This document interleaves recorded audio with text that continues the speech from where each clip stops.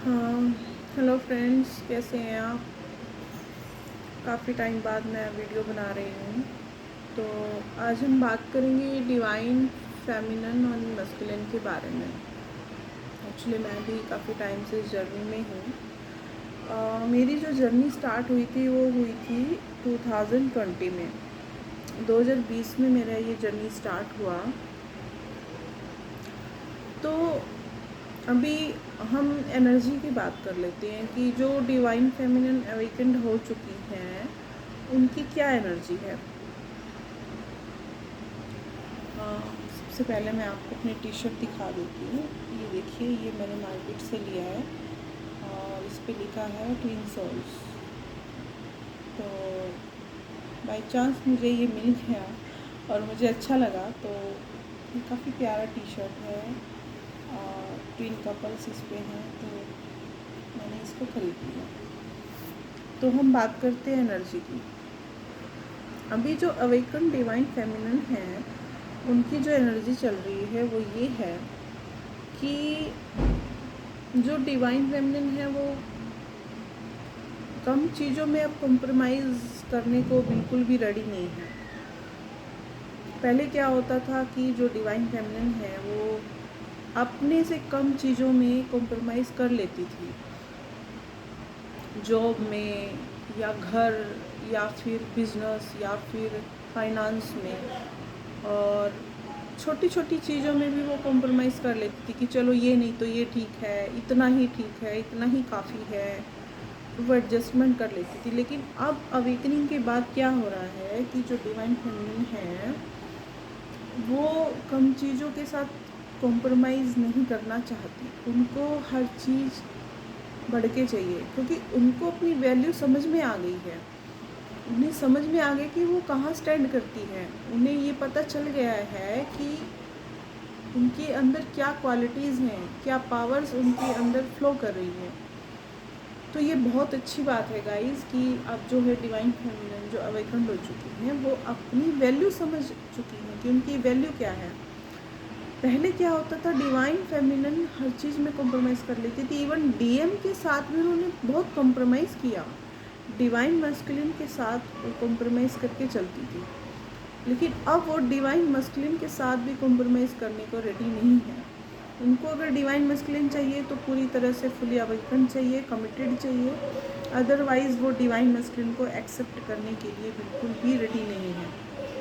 तो गाइज़ ये बहुत अच्छी बात है, बहुत अच्छी एनर्जी है, बहुत गुड एनर्जी है।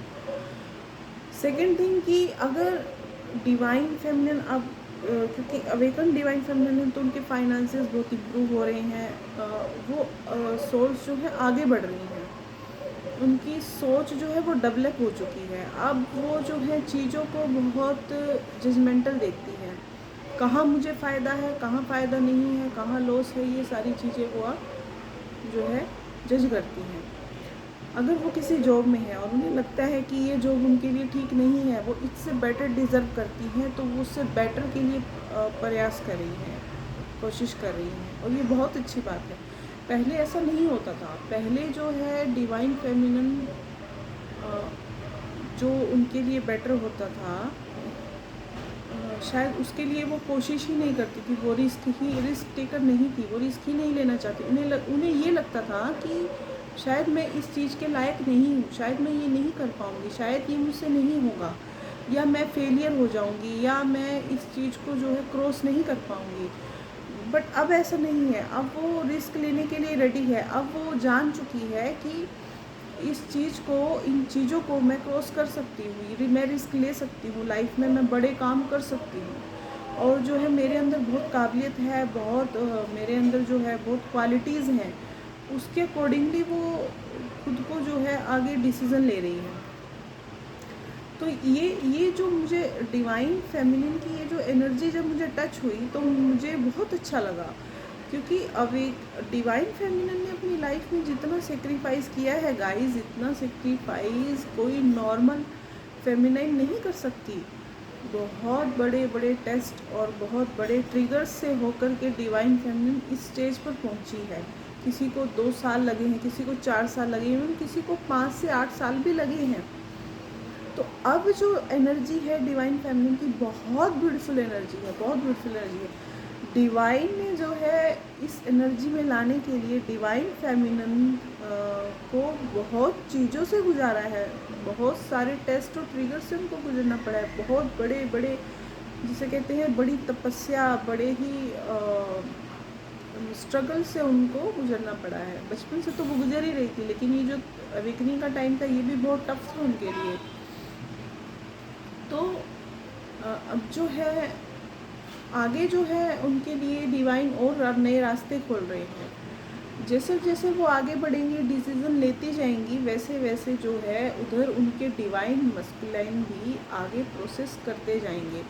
वो भी अपनी लाइफ में डिसीज़न लेना शुरू करेंगे। वो उनको भी लगेगा कि जो चीज़ें मेरे लिए नहीं बनी है वो मुझे अपनी लाइफ से हटा देनी चाहिए। फिर चाहे वो कार्मिक हो, जॉब्स हो, फ्रेंड्स हो, रिलेटिव्स हो, वो उनको साइड बाय साइड करते आगे बढ़ेंगे, आगे निकलेंगे।